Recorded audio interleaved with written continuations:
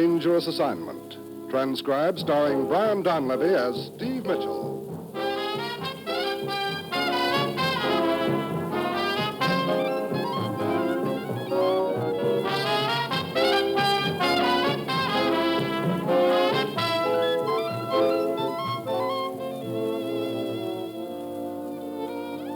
Yeah, danger is my assignment. I get sent to a lot of places I can't even pronounce. They all spell the same thing, though, trouble. But when I walk into the commissioner's office, I don't realize that this assignment's going to show me that sometimes the only way you can come out of one of these deals alive is to ask a guy to shoot you.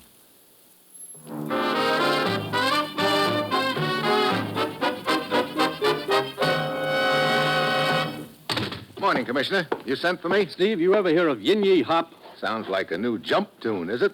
That name first came to our attention during the court-martial of an American Army officer in the Philippines shortly after the war, Major Vance Morgan. Oh, yeah. He had something to do with the disappearance of medical supplies, arms, and ammunition from one of our bases there, didn't he? Evidence brought out at the trial was all against Morgan, yet he insisted he was innocent. He claimed he'd been investigating the matter before his arrest, that the theft was the work of an organization headed by this Yin Yi Hop. I see. Morgan claimed further that he'd actually seen this Mr. Hop, that he wasn't an Oriental, but an American. You see, the matter wasn't dropped after Major Morgan was discharged from the service. You mean this Yin Yi Hop has been found? We think so. We think he's a man named Sutherland who is now living in Rangoon. We're pretty sure he's still active in the business of running guns. Why don't we grab him? We will, as soon as we find someone who can identify him as Yin Yi Hop. And that someone is ex-Major Morgan, huh? Where is he? We got our first lead on him yesterday from an old friend of his in New Guinea, an ex-Army flyer named Foster. Check with him, Steve, and move fast. We've got a tip that someone else is looking for Morgan. Oh, Sutherland maybe, huh? Yes, Steve, you've got to get to Morgan before they do. Well, that's it. You've got your assignment. Good luck.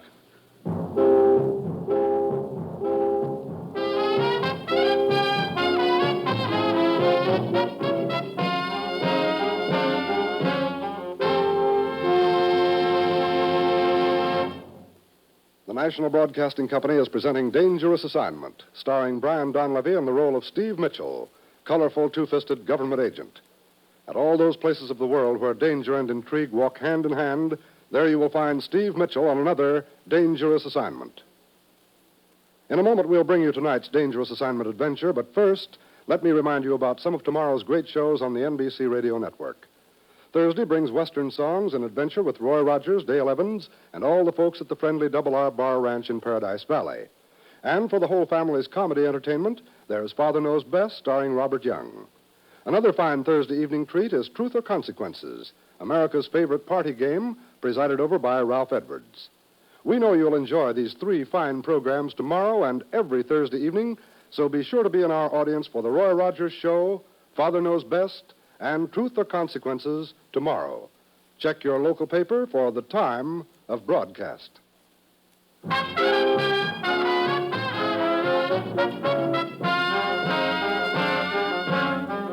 Sure, I've got my assignment. Get on the trail of an ex-Army major named Vance Morgan. Find him before some hatchet man out of Rangoon does, and eliminates the prize witness in our case against an American gunrunner formerly known as Yin Yi Hop. It's late Wednesday afternoon when my plane lands at Manoka on the northwest tip of Netherlands, New Guinea. I head across the airstrip to a small hangar bearing a sign, East India Freight Company, Nicholas Foster, President. Inside, sitting in a 2-by-4 office, I find Nicholas Foster himself. I flash my credentials. Tell me, Steve, what's all this to do about Morgan? Nothing. We'd just like his help. His help? Fat chance. Meaning that he might not be so eager to cooperate? Meaning that the court-martial was a big jolt. Well, we can clear him if he'll play ball. I'll do anything I can to help. Where is he? Can't say. I thought you saw him a couple of days ago. Yeah, I was down at the docks checking on a cargo coming in from Manila when I spotted Morgan aboard a small ship, one of those copra traders. He was just pulling out. I nosed around the waterfront, but no one seemed to know much about it, except he had a plantation on one of the islands off the coast. That ship he was on? Called the Codona. Should be back in port now. Sounds like my best lead. So you find out what islands Morgan's on, and your troubles are just beginning. What do you mean? No, just that there's a small-scale war going on. Guerrillas? Separationalists, they call them. Their beef is with the Indonesian government. Those islands out there are crawling with the natives, armed with poison arrows, and they don't like strangers. Poison arrows, yet a real comforting thought. Well, thanks for the info, Foster. I'll see you later.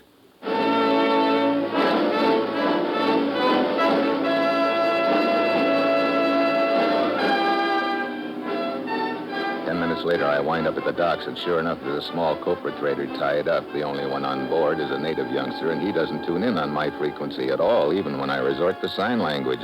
He keeps grinning and pointing over the rail, so I have a look.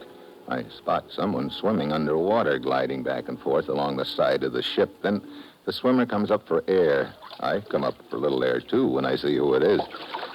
Then she's up on deck, coming toward me, right out of Esquire.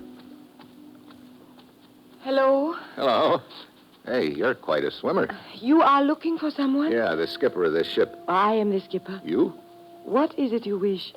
I'm looking for a man named Morgan. Maybe you could take me to him. No, that would be impossible at this time. My ship is in need of repairs. The hull has been damaged. Running the blockade? Blockade?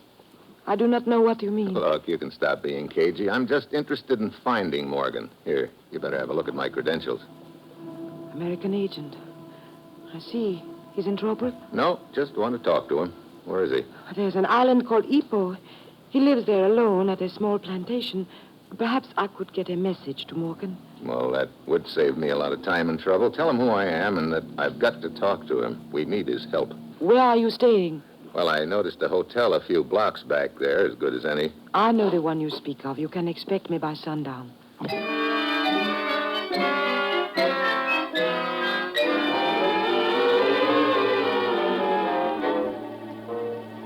I spend the rest of the afternoon scouting the dock area just in case the girl's message doesn't reach Morgan. My luck is all bad. I can't find a single skipper who's willing to run the blockade, let alone face a hail of poisoned arrows. The setting sun hangs over the horizon like a big orange as I wander back to the hotel. The girl is already there, waiting for me in the lobby. Oh, I'm sorry I'm late. Or are you early? Your message was delivered, Mr. Mitchell. Good. What's Morgan's answer? Well, I don't quite understand, but... What did he say? 2 words, Mr. Mitchell. Huh? Drop dead. She gives me a nice deadpan reading. Without cracking a smile, she turns and walks out. Well, that's it. If Morgan won't come to me, I've got to go to him, blockade or no blockade. I hurry over to Foster's office at the airport. He's not around. I finally find him in a broken-down gin mill near the water.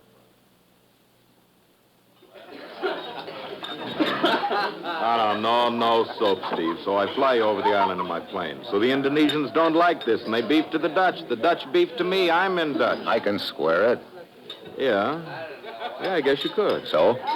Well, there's something else wrong with the idea. So you parachute out of my plane.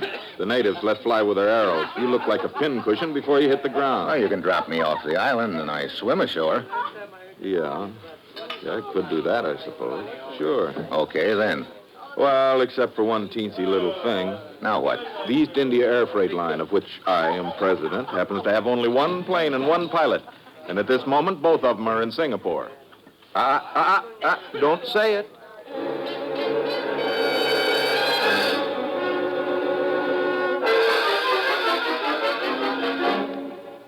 So I don't say it, I just think it.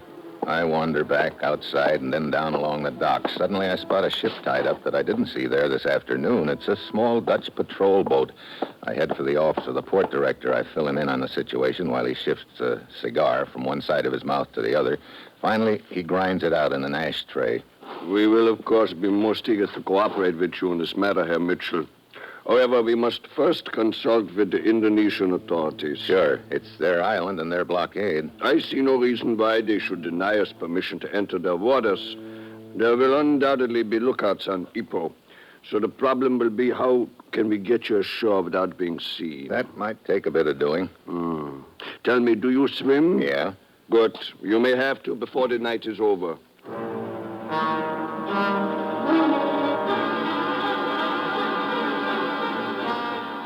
We pore over the map, talk over the strategy, and then he puts in a long-distance call to Batavia. The Indonesian government gives us the green light, and my friend, the port director, says he'll take it from there. So there's nothing else for me to do but go back to the hotel and wait for word that the patrol boat is ready to shove off. It's almost 11 that night when there's a rap on my door. The gent standing there holds an automatic in his hand, and it doesn't take a genius to figure out real fast that he's not from the Dutch patrol. Hello, Mitchell. I don't think we've ever met, have we? You've heard of me, I'm sure. Allow me to try a guess. Sutherland? Good. Good for you, Mitchell. All right, inside. Move. All packed, ready to go. Planning a little trip? Maybe. Of course, aboard the Dutch patrol ship. I'll trouble you for your identification, your credentials, Mitchell. Hand them over. Why, Sutherland? I'll need them when Lieutenant Berndahl arrives to pick you up. You intend to take my place, huh? It won't work, Buster. Why not? Because I happen to know Lieutenant Berndahl. Berndahl? Did I say Berndahl? Hmm? Oh, I wonder who he is. I really met Lieutenant Vandergraaf. Sorry, Mitchell. Okay, Sutherland. Pick up the marbles. And your papers, Mitchell. Quick. What's the hurry? Turn around. Turn around. Okay, but what... Oh! The gun butt behind my ear knocks me to the floor real fast. I try to get up, but my arms have suddenly turned to jelly. It's no go. I can feel Sutherland's hands giving me a fast frisk. I can also hear someone coming up the stairs down the corridor, and I know it's someone from the patrol boat. I make one more try to get to my feet, but Sutherland slams a heel in the plate. And like they say, everything goes black.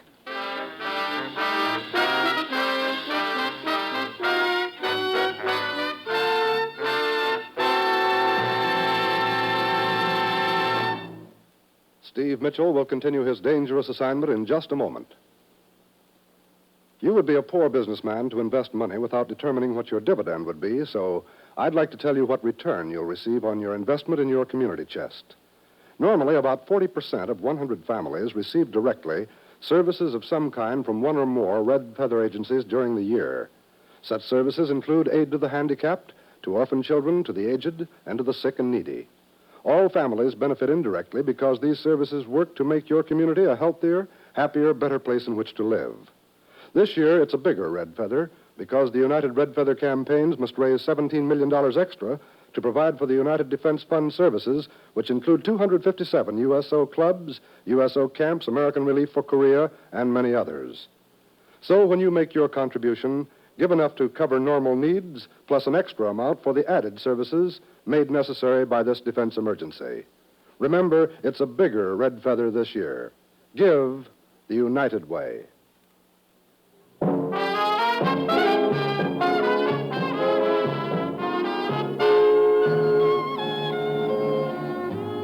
Now back to Dangerous Assignment and Brian Donlevy as Steve Mitchell.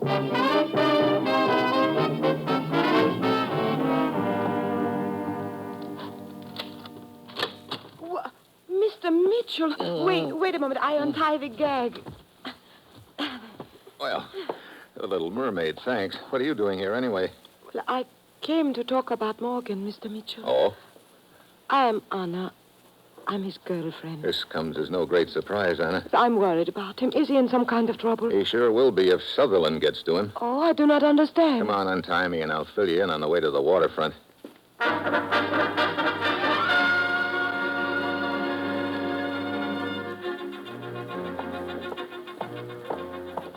Hey, there's the boat. It is getting ready to shove off. 2 men on deck. One of them must be the lieutenant. The other is Sutherland. They see us. Sutherland's pulled a gun. Lieutenant, watch out! He's hit. Steve, Sutherland dove in. can you see him anywhere? No, it's too dark. No telling where he is. Are you okay, Lieutenant? Yeah, who are you? Steve Mitchell. Mitchell, but I thought... This other guy was impersonating me. Where'd he get you, in the shoulder? Yeah, it is not bad. Bad enough to keep you from doing any swimming, that's a cinch. I will go with you, Steve. You? Of course, I know every foot of that island. It is a long swim. Steve has seen me swim. Okay, Anna. Looks like there's no time to do anything else. Let's shove off, Lieutenant.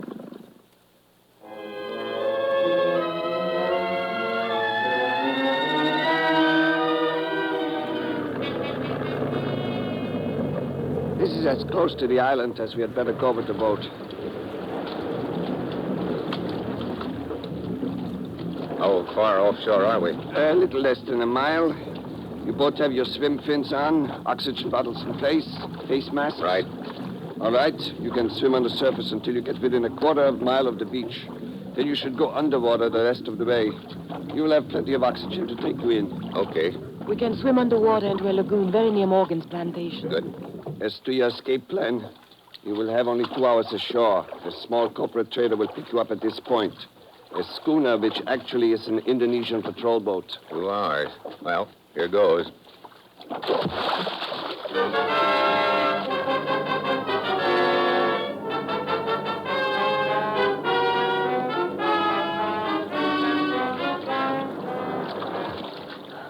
We swim as quietly as we can for a few minutes. Then, about a quarter of a mile offshore, we rig up the tubes from our oxygen bottles and go underwater. Anna leads the way, and if I had any doubts about her swimming ability, they're gone now. My only problem is keeping up with her. We slip past a reef and through a small channel into an inlet. Another minute, and she heads for the surface. I follow. There we are, in the center of a tiny lagoon. We swim to the shore, climb out, take off our oxygen bottles and swim fins, and hide them in the underbrush. There. Come, the plantation is half a mile straight ahead. Okay.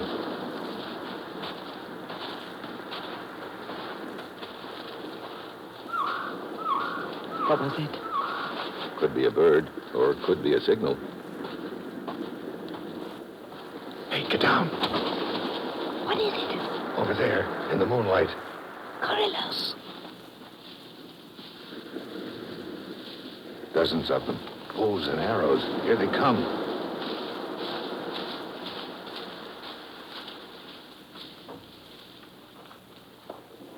They're gone. Let's get out of here.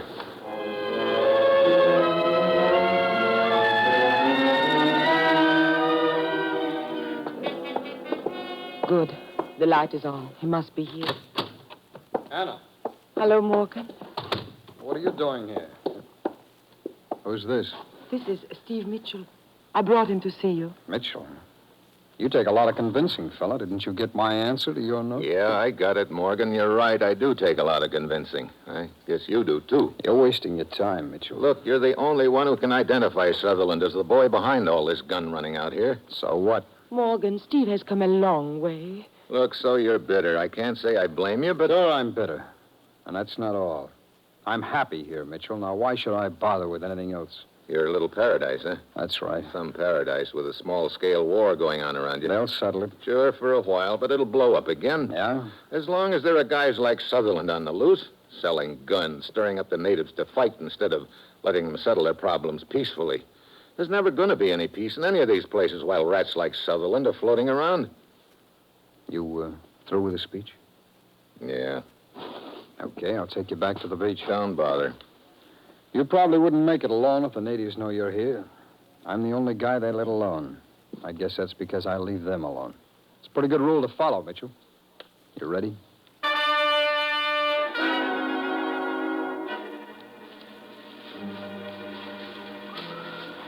So the three of us head back to the spot where Anna and I had ditched our swim equipment. We pick it up and start for the beach. I don't want to admit I'm licked yet, but it doesn't look like there's much more I can do or say. I don't know whether anything I've already said has gotten through to Morgan or not. If so, he gives no sign of it. Then suddenly a bunch of guerrillas looms up ahead of us on the trail. Anna and I freeze. Morgan stops us and steps up ahead. When the guerrillas see him, they move aside and we pass by. They stare at us, sullen, suspicious. 2 minutes later, we pass another group. Same story. Look at them. Look at their faces. Don't worry. You're all right as long as they see me with you. I don't think that's what's worrying Anna, Morgan. No. I recognize some of these people. I know how they used to be, smiling and happy. Remember the festivals, Morgan? So? No more festivals. No more music. Well, could be a lot worse, I guess. What do you mean? They've only got bows and arrows now. Ought to be a lot more exciting when they get guns. Surf looks quiet tonight. You shouldn't have any trouble getting through it. There's the copra trader out there waiting for us. Is that your schooner, Anna? No, it's an Indonesian patrol boat. They told us it would be along to pick us up. Morgan, if you would only... It's about a mile out to that boat, looks like. So? So you think I can make it without swim fins? Morgan. Yeah. You win, Mitchell. No. I kind of think you just did.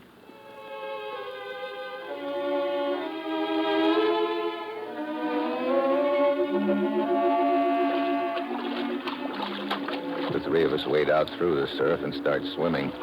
They spot us from the boat and move in closer. Pretty soon we're alongside. A husky native hauls us aboard one by one. Anna takes one look at him and sidles up to me. Steve, here's the one who was trying to find Morgan the other day. Sutherland steward? That's right, Mitchell. What? Sutherland. Yeah. Stand real still, all of you. As you can see, I got a Tommy gun. My boy Baru there's real handy with his knife, and those three in the bow are no sissies either. Okay, you've proved your point, Sutherland. Now what? Now we get out of here nice and quiet before the real patrol boat shows up. Then I get all three of you out of my hair, once and for all.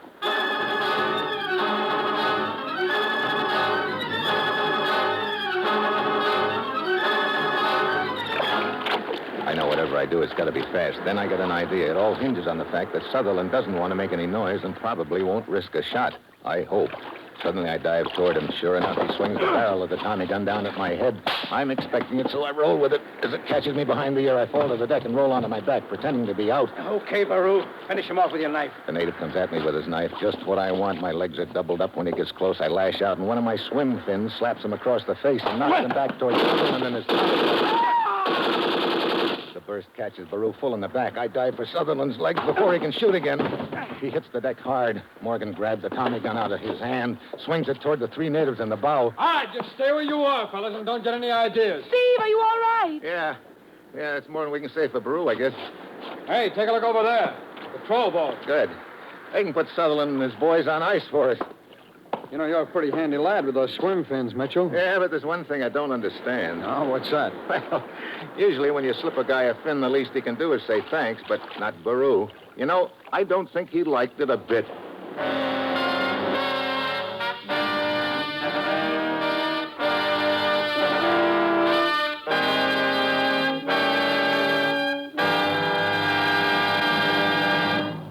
Our star, Brian Donlevy, will return in just a moment.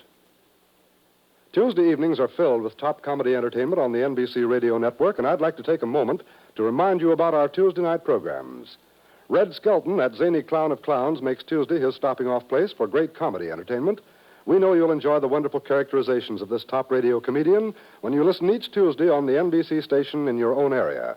And, of course, Tuesday wouldn't be complete without two lovable, laughable comedy teams, Fibber McGee and Molly, and Dean Martin and Jerry Lewis. With Martin and Lewis, it's mirth and madness from start to finish. Then, from 79 Wistful Vista, Fibber and Molly entertain for 30 chuckling good minutes of comedy listening. And a new show on your Tuesday calendar, Two for the Money, proves that there's a lot of laughs to be had when you make it a weekly date with the Tuesday night comedy lineup on the NBC Radio Network. Check your local newspaper for the time of broadcast of all these great shows and tune them in on your favorite NBC station next Tuesday evening.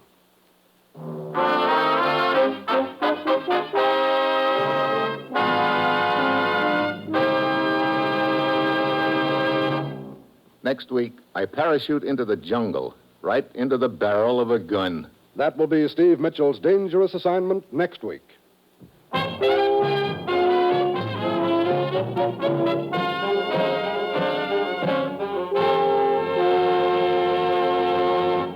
Included in tonight's cast were Dan Riss, Betty Lou Gerson, Paul Duboff, Jack Moyles, and Stacey Harris. This is John Storm speaking.